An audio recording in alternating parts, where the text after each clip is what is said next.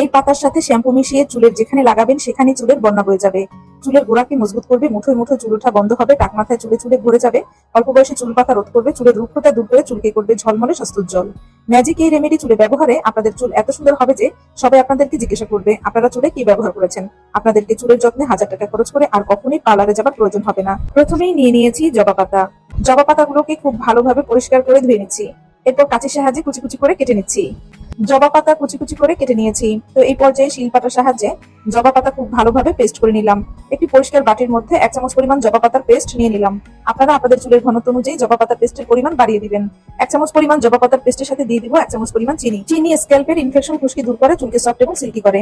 তো খুব ভালোভাবে জবা পাতার পেস্টের সাথে চিনি মিশিয়ে নিলাম। এই পর্যায়ে দিয়ে দিব শ্যাম্পু। এখানে আপনারা যে কোনো ব্র্যান্ডের শ্যাম্পু ব্যবহার করতে পারেন। আপনারা আপনাদের চুলের ঘনত্ব অনুযায়ী শ্যাম্পুর পরিমাণ বাড়িয়ে দিবেন। তো এখানে আমি 1 চামচ পরিমাণ শ্যাম্পু দিয়ে দিলাম। শ্যাম্পু খুব ভালোভাবে উপাদানগুলোর সাথে মিশিয়ে নিচ্ছি। দিয়ে দিব 1 চামচ